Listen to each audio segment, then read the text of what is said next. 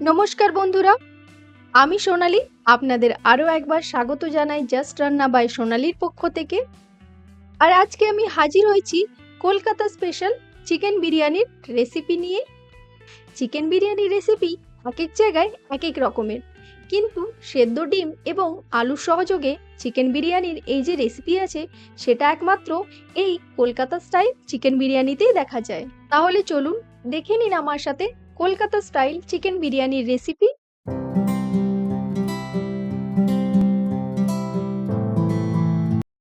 এর জন্য আমি এখানে নিয়ে নিয়েছি 1 কিলো চিকেন। আর এই চিকেনটাকে আমি ভালো করে ধুয়ে পরিষ্কার করে জলটা ঝরিয়ে নিয়েছি। আমি এখানে মিডিয়াম সাইজের চিকেনের পিস ব্যবহার করছি, আপনারা চাইলে এর থেকে বড় পিসও নিয়ে নিতে পারেন। তারপর আমি এই চিকেনের মধ্যে দিয়ে দিচ্ছি ফ্যাটানো টক দই। আমি এখানে 200 গ্রাম টক দই নিয়ে নিয়েছি। আর তার সাথে এখানে দিয়ে দিচ্ছি 2 টেবিল চামচ আদা ও রসুনের পেস্ট। এর সাথে এখানে দিয়ে দিচ্ছি 1 চা চামচ হলুদ গুঁড়ো, 2 চা চামচ জিরে গুঁড়ো, 2 চা চামচ ধনে গুঁড়ো। আর তার সাথে এখানে নিয়ে নিয়েছি 2 চা চামচ বিরিয়ানি মশলা। এটা আমার হোমমেড বিরিয়ানি মশলা। আপনারা অবশ্যই আমার চ্যানেলে এই বিরিয়ানি মশলার রেসিপি পেয়ে যাবেন। তাছাড়া আমি ডেসক্রিপশনেও এর লিঙ্ক দিয়ে দেব। এছাড়াও এখানে নিয়ে নিচ্ছি 2 চা চামচ লাল লঙ্কার গুঁড়ো। আর তার সাথে নিয়ে নিচ্ছি 1 চা চামচ কাশ্মীরি লাল লঙ্কার গুঁড়ো। এর সাথে আমি এখানে দিয়ে দিচ্ছি স্বাদ মতো নুন, আর দিয়ে দিচ্ছি বেরেস্তা। আপনারা যদি পারফেক্ট বেরেস্তার রেসিপি চান তাহলে অবশ্যই আমাকে কমেন্টে লিখে জানাবেন, আমি আপনাদের সাথে পারফেক্ট বেরেস্তার রেসিপি শেয়ার করে দেব। এরপর দিয়ে দিচ্ছি এখানে 2 টেবিল চামচ সর্ষের তেল। এরপর এই সমস্ত মশলাগুলো দিয়ে আমি চিকেনটাকে এখানে ভালো করে ম্যারিনেট করে নেব। আর এই চিকেনটাকে ম্যারিনেট করে আপনি যদি ম্যাক্সিমাম 4 ঘন্টা রাখতে পারেন তাহলে খুবই ভালো হয়। সমস্ত ফ্লেভারগুলো চিকেনের মধ্যে ঢুকে যায় আর চিকেনটাও খেতে খুবই সফট এবং জুসি হয়। আপনার হাতে যদি 4 ঘন্টা সময় না থাকে তাহলে অন্তত 1 ঘন্টাও এই চিকেনটা ম্যারিনেট করে রেখে দিতে পারেন। সেক্ষেত্রেও চিকেনটা সফট হবে এবং ফ্লেভারগুলো চিকেনের ভেতরে ঢুকে যাবে। এই দেখুন, আমি এখানে চিকেনটা ভালো করে ম্যারিনেট করে নিলাম। এরপর এই চিকেনটা আমি ম্যারিনেট করে 4 ঘন্টার জন্য রেখে দেব। আপনারা যদি বেশি সময়ের জন্য চিকেনটা ম্যারিনেট করে রাখছেন তাহলে বলবো অবশ্যই আপনারা সেক্ষেত্রে ফ্রিজের মধ্যে চিকেনটা রাখবেন।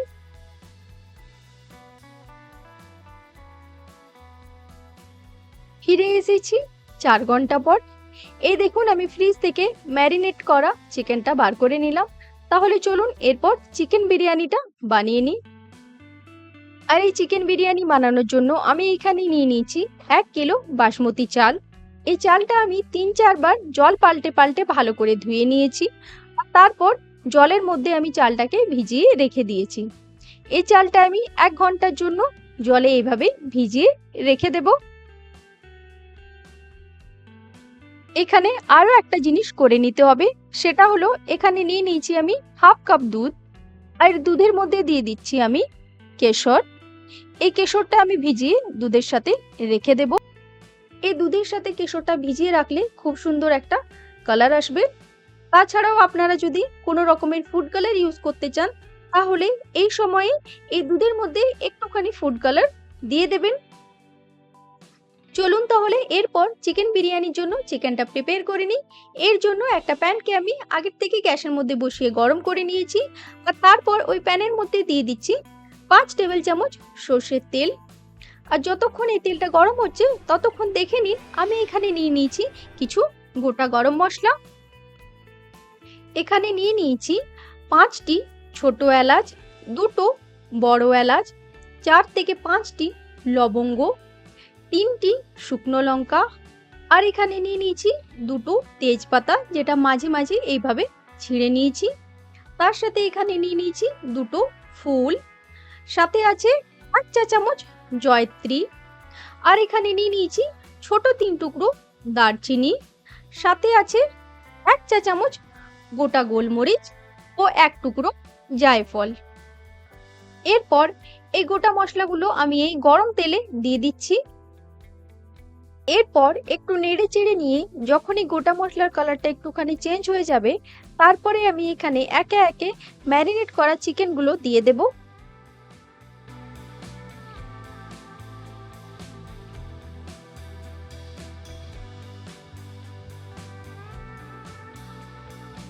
এই দেখুন, আমি এখানে সমস্ত চিকেনটা দিয়ে দিলাম। এরপর এই চিকেনটাকে আমি হাই ফ্লেমে 4 থেকে 5 মিনিট ভালো করে কষিয়ে নেব।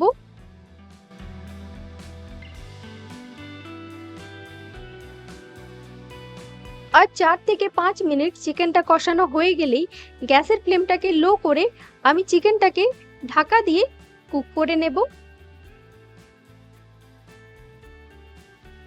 একদিকে যেমন চিকেনটা কুক হচ্ছে, অন্যদিকে তেমন আমি নিয়ে নিয়েছি দুটো আলু। এই আলুটা আমি খোসাটা ছাড়িয়ে ভালো করে ধুয়ে নিয়েছি। আর তারপর আলুটাকে আমি মাঝে মাঝে কেটে 4 টুকরো করে নিয়েছি।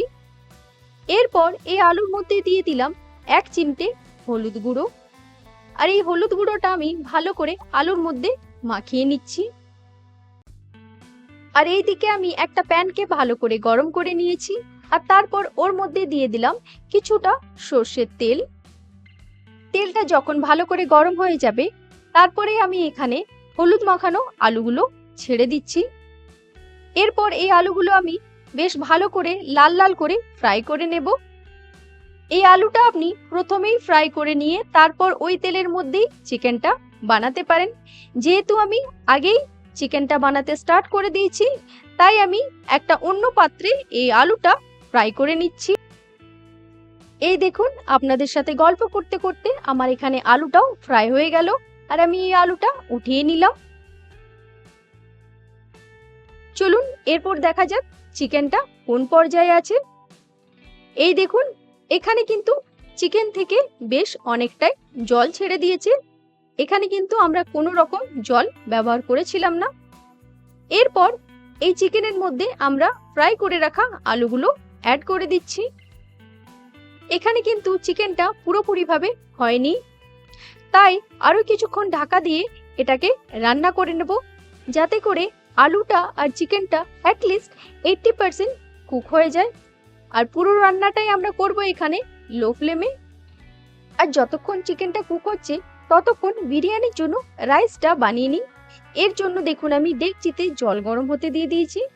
আর তারপর এখানে নিয়ে নিয়েছি কিছু গোটা গরম মশলা, দুটো দারচিনির টুকরো, 6 পিস ছোট এলাচ, একটা ফুল বা স্টার অ্যানিস, তার সাথে এখানে নিয়ে নিয়েছি 1 চা চামচ শাহজিরা।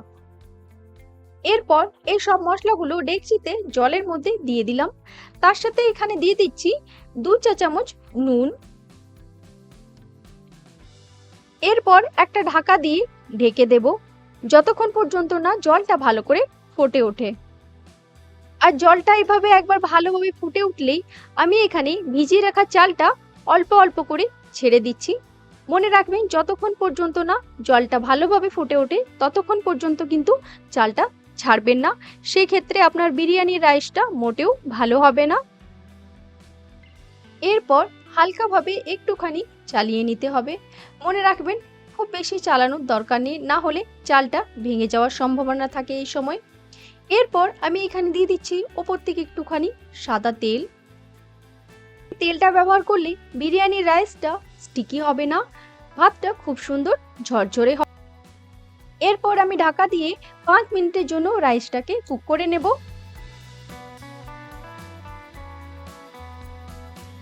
আর 5 মিনিট হয়ে গেলেই আমি এখানে দেখে নিচ্ছি রাইসটা আমার ঠিকঠাক মতো কুক হয়েছে কিনা। এই দেখুন, রাইসটা এখানে 80% কুক হয়ে গেছে। এর থেকে বেশি কিন্তু আমি কুক করব না। যখন আমি এই রাইসটা দমে বসাবো তখন বাকি 20% কুক হয়ে যাবে। এরপর আমি রাইসটা এইভাবে ছেঁকে তুলে নিচ্ছি। আপনাদের যেভাবে সুবিধে হবে সেইভাবে আপনারা রাইসটা বের করে নেবেন।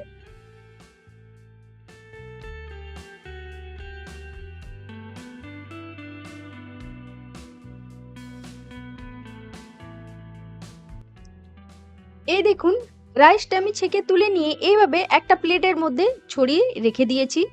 এইভাবে ছড়িয়ে রেখে দিলে রাইসটা তাড়াতাড়ি ঠান্ডা হয়ে যাবে। ততক্ষণে এইদিকে দেখুন চিকেনটাও হয়ে গেছে। এই চিকেনটাও আমাদের 80 থেকে 90%ই কুক করতে হবে, বাকিটা আমরা যখন দমে বসাবো তখন কুক হয়ে যাবে। এই দেখুন, এরপর আমি এখানে গ্যাসের ফ্লেমটা অফ করে দিচ্ছি। এরপর বিরিয়ানির লেয়ারিংটা করে নেব। এর জন্য প্রথমেই আমি এখানে কেশরযুক্ত দুধটা নিয়ে নিয়েছি। দেখুন এখানে কেশরযুক্ত দুধটার কালারটা কতটা সুন্দর হয়েছে। এরপর এর মধ্যে দিয়ে দিচ্ছি 1.5 চা চামচ রোজ ওয়াটার বা গোলাপ জল। তার সাথে এখানে দিয়ে দিচ্ছি কয়েক ফোঁটা কেওড়া এসেন্স। এইগুলো দুধের সাথে মিশিয়ে নিলে ব্যবহার করার ক্ষেত্রে সুবিধা হয়ে যায়। আপনারা চাইলে আলাদা আলাদাভাবেও ব্যবহার করতে পারেন। এরপর বিরিয়ানির লেয়ারিংটা স্টার্ট করছি। এর জন্য আমি ডেকচির মধ্যে দিয়ে দিচ্ছি বেশ কিছুটা ঘি। এরপর চারিপাশে এই ঘিটা ভালো করে স্প্রেড করে নেব, তার কারণ আমরা যখন রাইসটা দমে বসাবো তখন এটা লেগে যাবে না। এরপর এর মধ্যে দিয়ে দিচ্ছি প্রথমে আমরা চিকেনের গ্রেভি, আর এটাকেও ভালোভাবে স্প্রেড করে নেব। এরপর আমি এখানে কিছুটা রাইস এইভাবে ছড়িয়ে দিচ্ছি, মানে আমি এখানে প্রথমে একটা রাইসের লেয়ারিং করে নিচ্ছি।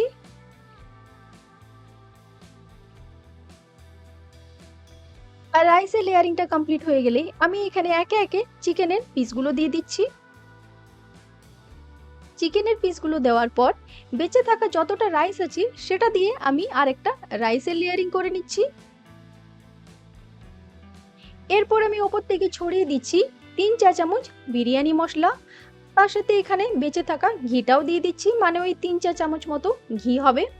সাথে দিয়ে দিচ্ছি কিছুটা পুদিনা পাতা, আর দিয়ে দিচ্ছি কিছুটা কুচনো ধনেপাতা।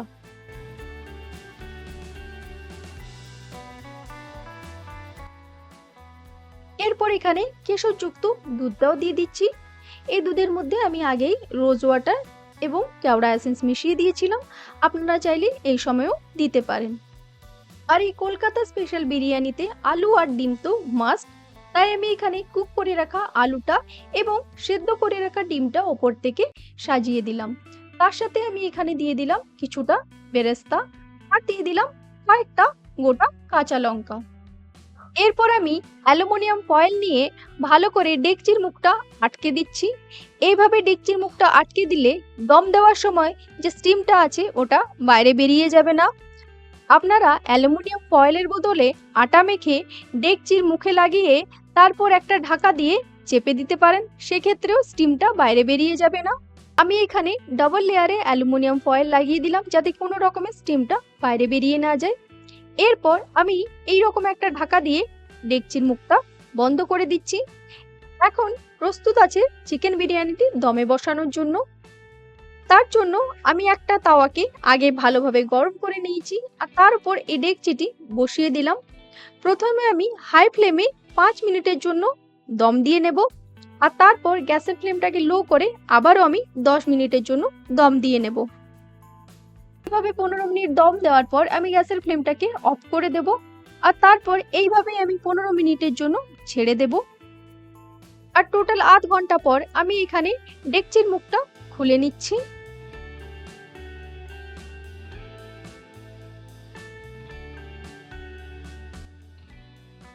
এই দেখুন বিরিয়ানির লুকটা, এটা দেখতেই কতটা ইয়ামি লাগছে।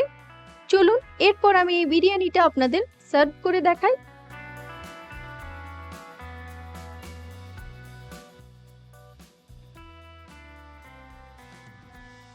এই দেখুন এখানে বিরিয়ানির রাইসটা কতটা ঝরঝরে হয়েছে, একটার সাথে একদম একটা আলাদা।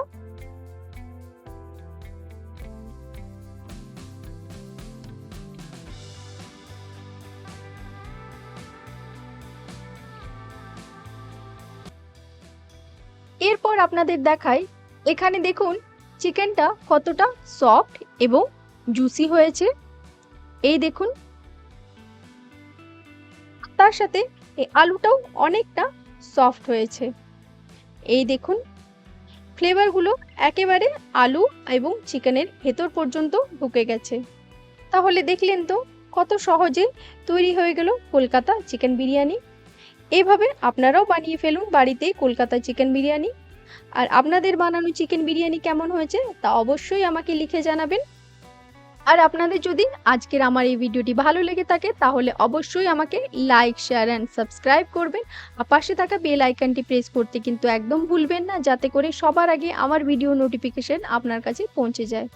ভালো থাকবেন, সুস্থ থাকবেন। আজকের এই ভিডিওটি দেখার জন্য ধন্যবাদ।